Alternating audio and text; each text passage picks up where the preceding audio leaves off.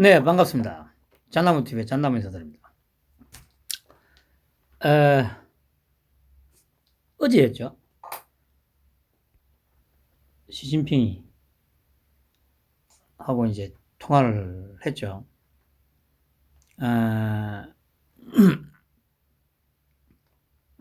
제가 말씀드렸듯이 이제 때놈들 습성이 강하게 나가는 사람한테는 굽히고 슬슬 기른 놈은 잘근잘근 밟고 여기서 정확하게 나타납니다. 다들 기억하실 텐데 저 누구였습니까? 그 왕이었습니까? 그 무슨 외교부장이라고 했나 뭐 하여튼 누군지 뭐 정확하게 그거는 모르겠는데 그 새끼가 뭐 우리나라에 와서 그랬나 뭐 어쩌나 그 문재인하고 걸어가다가 문재인이 어깨를 툭툭 쳤던 적이 있죠. 그러니까 그건 뭐냐면 그만큼 무시한다는 얘기 아닙니까? 근데 그걸 보고 아니 그러니까 그런 걸 보고 분노가 이 진짜 대깨문 분노가 일지 않고 아무렇지 않게 넘어갔습니다. 근데 만약에 예를 들어 생각해 보세요. 예를 들어가 아니고 이거는 명약 관화하죠. 예를 들어서 일본에 누가 장관급이 와가지고 그런 식으로 했다고 한번 생각을 해보세요. 아니면 미국의 장관급이 와가지고 어깨를 툭툭 쳤다고 한번 생각해 보세요. 그럼 어떻게 됐을 것 같습니까? 온 나라가 난리가 났을 거 아닙니까? 그런데 때놈인 왕이가 와서 그렇게 하는데도 그 어느 누구도 문제를 삼질 않아요. 심지어 언론조차도. 방금 말씀드린 이 경우만 딱 보더라도 우리나라의 모든 이권 카르텔은 진중이라는 거죠. 조중동마저도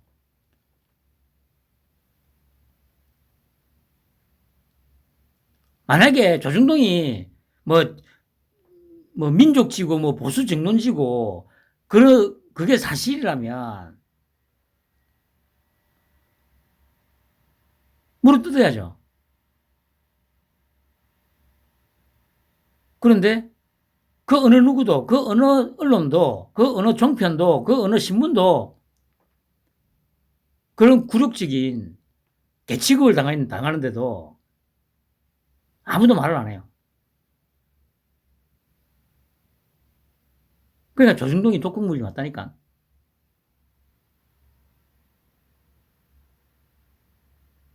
그 조중동은 없애야 되는 게 맞아요. 그 제가 말씀드렸지 않습니까? 윤석열이가 그때 선거 막판에 선거 막판에 언론 노조 얘기를 했습니다. 그리고 아마 그게 선거운동 끝나기 한 3일 전부터인가 유세 다니면서 언론 노조 얘기를 했습니다. 그러니까 아마 그때쯤에 또 이제 언론 노조를 어떻게 조질지 이제 제가 계속 말씀드립니다만은 그 윤석열은 아주 단순해요. 화법만 파악이 되면 뭘 할지 어느 정도 계획이 서 있는지가 딱 나옵니다. 언론 노조를 얘기한 걸 보고 일단 언론도 제대로 한번 조질 뭔가 계획이 정확하게 좀 있구나. 그리고 거기에는 분명히 그 당과 홍가가 당연히 포함되겠죠. 그 저번에 말씀드렸잖아요. 분명히 지금 윤석열이가 머릿속에서 내가 다 잡아 넣어봤는데 이 언론사 사주를 한 번도 안 잡아 넣어봤네. 분명히 이거 아쉬워하고 있을 거예요. 그러면 동원아 네가 일단 내가 못 해봤던 건 네가 좀 더 해봐라. 뭐 이렇게 되겠죠.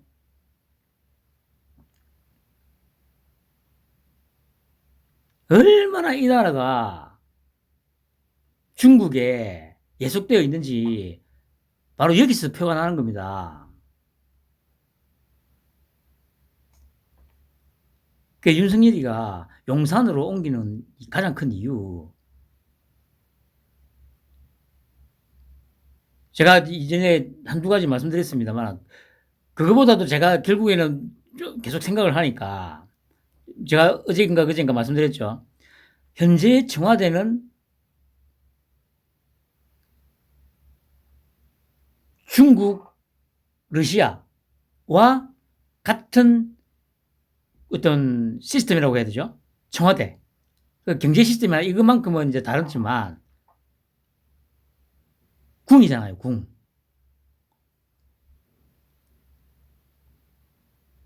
그거를, 거기를 벗어나서 용산 집무실로 옮기면, 용산 집무실의 형태, 배치, 뭐, 1층에 프레스 센터 두고, 2층에 집무실 두고, 그 위로 이제 쭉 막 이리 둔다는 거. 그게 바로 유럽 방식, 그리고 미국 방식, 일본 방식이죠.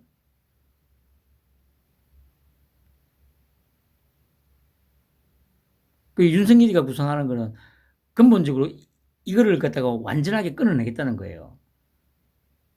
경복궁이 어떤 곳입니까? 짧게는 600년 동안 대륙 세력에 굴종한 그 현장이잖아요. 4대 굴종의 역사가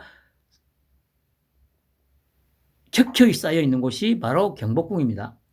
좀 더 넓게 보면 이 나라가 만들어진 이후로 지금까지 중국의 영향력에서 벗어나지 못하고 있잖아요. 정신적으로 일단 말씀드렸죠. 조중동조차도 지금 신중입니다. 모든 정치인도 마찬가지고. 국민의힘 소위 보수라는 새끼들이 그 개새끼들이 이때가 중국 한번 뭐 비판하는 걸 본 적이 있습니까, 여러분? 그 제가 그러잖아요. 다 개새끼들이라고.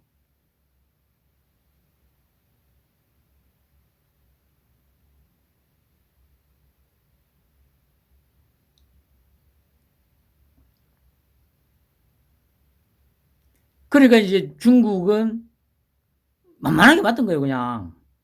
그 뇌물을 받았건 뭘 했건 간에 그 뭐 어떤 형태가 되었든 간에. 그리고 개개인 생각을 한번 해보세요.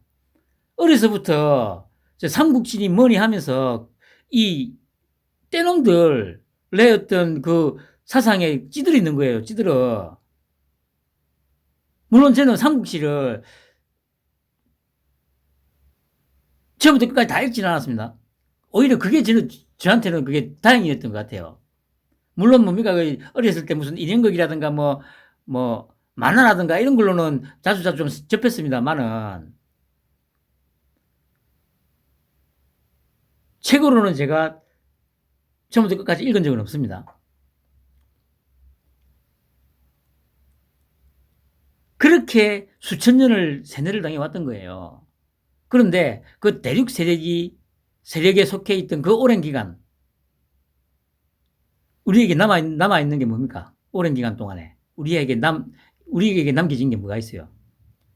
그 증거는 지금 위에서 정확하게 보여주고 있잖아요. 북조선. 지금 북조선은 뭐 정치고 경제고 모든 게 다 대륙 세력에 속해 있죠. 말씀드렸듯이 지금 현재 우리나라는 경제나 이런 정치 시스템 자체는 벗어나 있습니다만은 그 청와대라는 그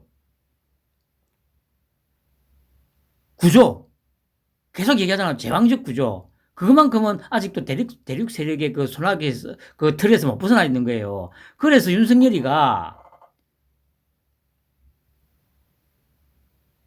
그것마저 마지막 그 연결고리,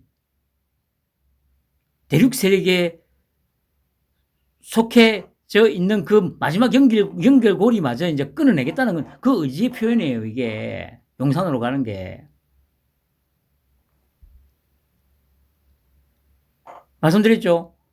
뭐, 소위 말하는 대항해 시대. 콜럼버스의 신대륙 발견으로부터 19세기까지는 유럽이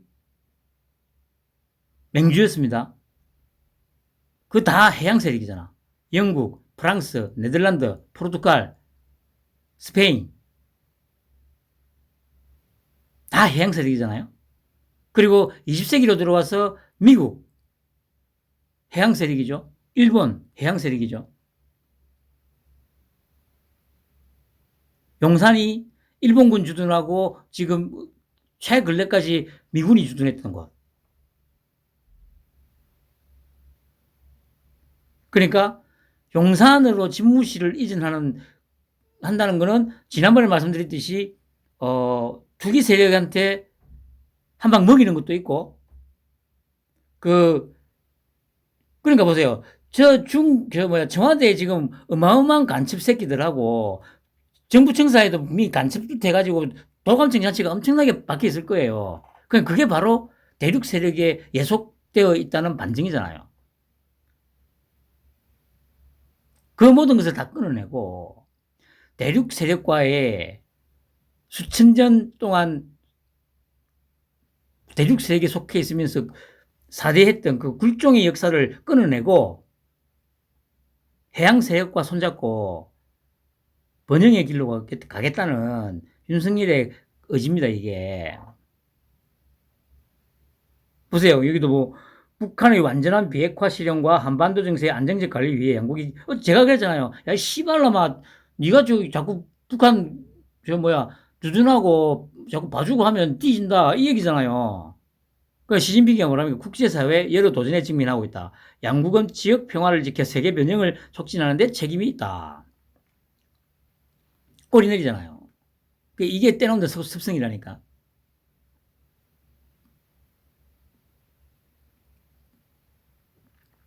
용산 집무실 이전, 다음에 또 좀 더 자세하게 얘기를 할 수 있는 기회가 있겠습니다만, 방금 말씀드렸듯이,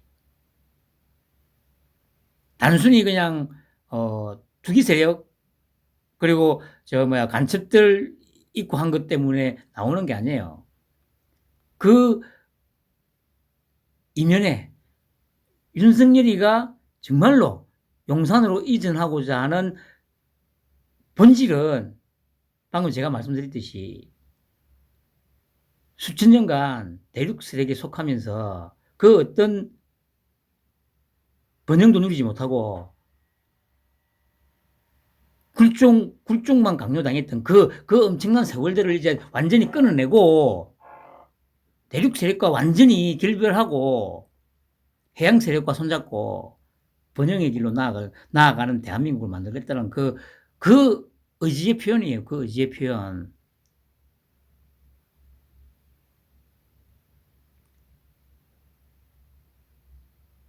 제가 그랬지 않습니까? 윤석열의 꿈은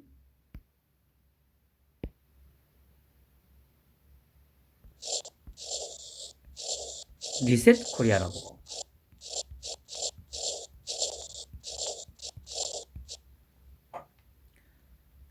자기가, 그러니까 윤석열의 욕심은 한 서너 가지밖에 없어요. 술, 그 다음에 마이크 잡고 뜨거는 거, 그 다음에 이거, 이 나라를, 대한민국이라는 이 나라를 판때기를 완전히, 그러니까 리모델링 정도가 아니고 완전히 갈아엎어가지고 새로 세팅하겠다.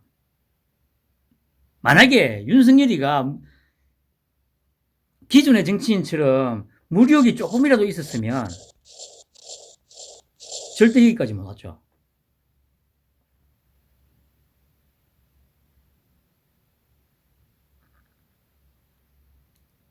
아마 그건 다음에 얘기하죠. 윤석열의 자기 인생 최후의 목표는 이겁니다, 이거. 그래서 제가 그랬잖아요. 이순신 플러스 박정희라고. 지금 윤석열의 행보가 그걸 말해주고 있어요. 이거라고.